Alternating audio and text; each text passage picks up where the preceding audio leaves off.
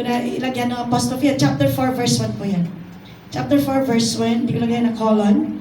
Masters, provide your slaves with what is right and fair, because you know that you also have a master in heaven. So blessed be the reading of the word of the Lord.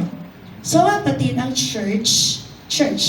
So the church grows when the church is committed to service. So ang tinutukoy ng church, hindi yung building, kundi tayo. Sabi natin sa ating katabi, ikaw at ako. Ikaw at ako. Pag tayo naging committed sa pagsaserve kay Lord, lalago tayo. Pati yung gawain ni Lord, lalago. Amen? Amen. So in different ways and seasons, we are called to serve God. Sino alam niyang tinawag siya ni Lord para maglingkod kay Lord? Amen. Paano? Sa paanong paraan ako magsiserve kay Lord? By serving others. Kaya yun, no? Our commitment to serve others. Sabi natin others. Others. We have to commit, mga kapatid, to serve God. We serve God by serving others in the church as individuals, families, and the entire church. Sabi natin, when we serve, we will grow. Totoo po to. Kasi, naturuan kaming mag-serve. Nag-a-usher kami.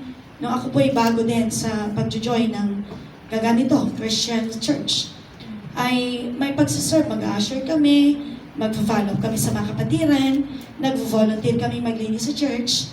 Nakatulong yun sa paglago ko. Kasi, instead na kung ano-ano ginagawa ko, na ibigay ko na yung panahon ko kay Lord, medyo na-detach na ako sa mga dating appetite ko sa kung ano-ano. May kausap po ba ako? Na-detach na ako sa mga paraan ko noon, kaya mas marami na akong time kay Lord. May kausap po ba ako? Amen. Yan yung nangyari sa buhay ko. Kaya, lumago nga ako. Kasi, nung hindi pa ako nag-serve kay Lord, marami ka pang panahon kung saan ka nakakarating, kung ano-ano, sino-sinong kamit mo, kung ano-ano pinag-usapan nyo. Pero nung nag-commit na ako mag-serve kay Lord, na makausap mo mga topic, puro Panginoon. Ako nakausap. May kausap pa po ba ako? Tapos, nililinis namin yung church. Nabago nga, napansin ko na nakatulong yun sa paglago ko sa Panginoon. May kausap po ba ako? Agree, disagree? Agree. Opo, nabago na yung aking paligid.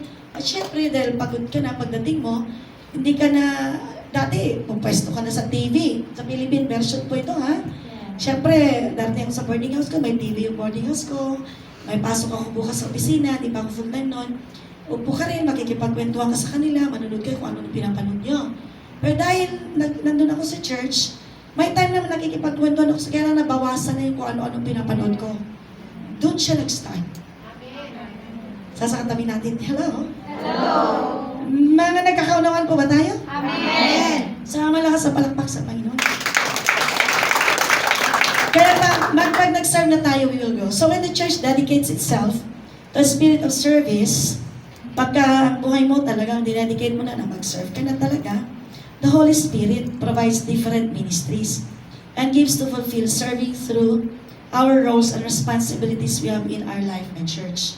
So, makikita mo na ngayon, i-reveal ng Holy Spirit kung saan ka ilalagay. Amen?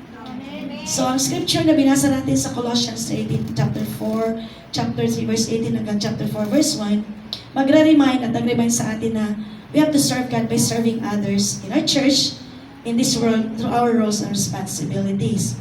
So, alam niyo kapatid pala, ang Hebrew word ng, na-off ko ba? Nandiyan ba? Okay, ang Hebrew word ng serve ay abhoda. Abhoda. Ito ay isang Hebrew word ito. Ang meaning ay to serve. Ano nakalagay? To serve, to work, to till, and to use. At hindi lang yan, sa Greek word, pag tinignan mo siya, anong word niya? Diakonia. Ano siya? Diakonia. Ito ay isang Greek word na meaning to what? To wait, to attend, to serve, to minister, and to receive. Amen? Ngayon, ano ang naman ang word na deacon? Pakibasa natin. Deacon comes from the Greek word dooleo. Amen? Meaning banded service, charity, and relief. Bakit ganun? Bumabalik tayo sa original translation. Kasi ang Old Testament, written yan in Hebrew. Ang New Testament, written in Greek. Klaro? Amen. So ngayon, si Paul, ang kanyang gustong ipaalam, ang ibig sabihin ng Colossians 3 ay serving. Pakibasa natin, serving means ministry.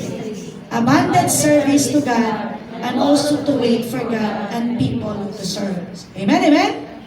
So ang passage na to ang ini-emphasize that roles and responsibilities are the opportunities for us to serve God by serving others. Sabihin natin, to serve God, by serving others. So, we serve God by serving others. So the Apostle Paul wrote Colossians to Christians, mga kapatid, ang passage na to para encourage ang mga believers to do their best service in their roles and responsibilities. Sabihin natin, let's give our best. Binasa natin kanina, di ba? Sa Colossians 3 verse 18, kaya lang hindi ko nilagay, wives, submit yourselves to your husbands as is fitting in the Lord. So, dapat lang ng wife mag-submit sa husband. Napansin nyo ba na ang inuna dyan ay mga misis? Walang kausap. Amen? Amen? Kasunod, husbands, love your wives and do not be harsh with them. Pero mahirap to, kaya tignan nyo na ang title, Instructions for Christian. Kasi sa isang hindi believer kay Lord, hindi niya alam, hindi niya vocabulary yung love your wife. Vocabulary niya lang to, pag may gusto lang siya sa wife niya. Pag hindi yan Christian, hindi niya alam ang totoong meaning ng husbands, love your wife. Parang tahimik kayo. Amen. Sa wife din, hindi niya rin talaga alam to masyado. Amen? Kaya kailangan talaga bumalik siya kay Kristo. Ano pa? Children, obey your parents in everything, for this pleases the Lord. Fathers, do not envy their children, or they will become discouraged. Slaves, obey your earthly masters in everything, and do it so and so on.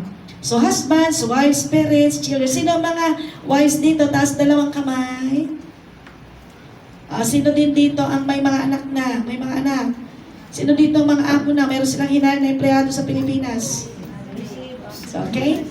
So mga kapatid, dapat we should perform our roles and responsibilities as God-given opportunities to serve.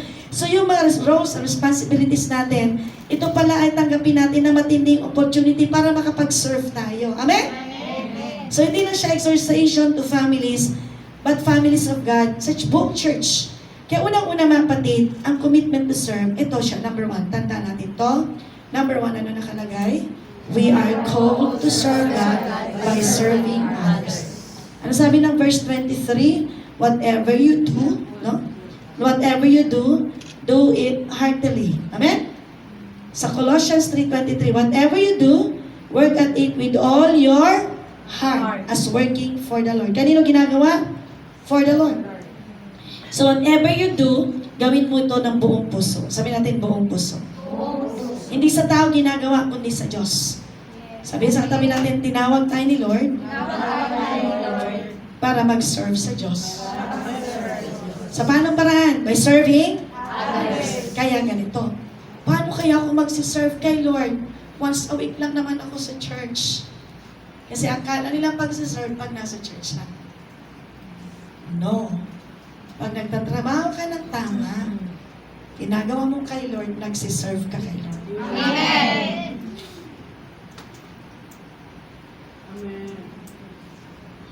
Amen. Kasi yung iba, hindi ako nakaka-serve, wala ako sa church. Mali ang unaw. Siya hindi naman pwedeng nandito palagi. Kasi may trabaho tayo. Amen. Kaya yung mga young people natin, habang nag-obey sila sa parents nila ng maayos, they're serving the Lord. Pero active sila sa church, pasaway sila sa parents, they're not serving the Lord. Mga wives, masyado kang active sa church, galing-galing mo mag-serve, tapos hindi ka naman nagsasapit sa husband mo. So you're not serving the Lord. Parang ako. Amen. Huwag nyo nang ligoy ng katabi nyo kasi baka single lang dyan. Palapakan natin ang Panginoon. So, ibigyan na malakas ang palakpak sa Panginoon. So, bigyan ng ano na yan. So, si Paul nire-remind yung church sa Colossae that God has given different roles and responsibilities in the church bilang ito, father, mother, children, mga kapatid, na ito ay ginagawa para kay Lord, mga kapatid. By serving the people, we are actually serving God our Lord. So the attitude towards our serving is focused on God and it should be reflected in our roles and responsibilities.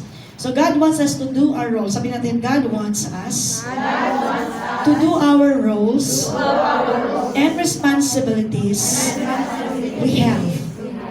Kaya dapat kilala natin ating Master, si Lord Jesus Christ, by serving.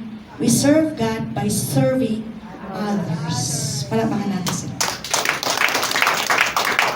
Kaya maraming amo minsan, can you find someone auntie like you in your church? Kasi si amo ay may nakita siyang kakaiba sa kanyang empleyado sa bahay. Amen.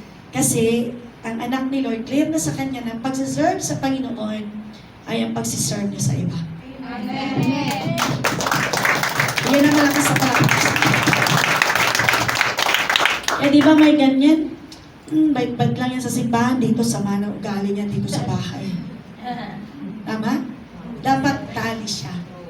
Magtali siya kung ang attitude natin sa mga anak natin, mga kapatid, kay Lord natin lahat ginagawa yan. So in Ephesians 2:10, for we are His workmanship created in Christ Jesus for good works. Sinate tayo ni Lord in Christ Jesus para gumawa ng mabubuting bagay na hinahanda ni Lord before that we should walk in them. So mga kapatid, ang paglilingkod sa Panginoon pala ay sa pagitan ng paglilingkod sa iba. Amen? Amen. Amen? Amen. Okay, alam niyo po, ang isang illustration na aking nakita. Si General William Booth, sabi natin General William Booth. Booth yung mga sukot, Booth. Siyang founder ng Salvation Army. Alam niyo ba na may grupo ng Salvation Army? Yes. Sa kanyang old age, nabulag po siya. Ang anak niya na si Bramwell ay nabigyan siya ng napakahirap na trabaho na para sabihin sa tatay niya na yung pagkabulag mo dati, wala nang recovery. Ang hirap niya sabihin, yun ang problema niya. So, si William, yung founder ng Salvation Army, tinanong niya yung kanyang anak na siya'y bulag na hindi nakakakita. So, ibig sabihin, ako ay bulag na. Kasi hindi na siya nakakakita. Ang sagot ng anak niya, I hear we must contemplate that.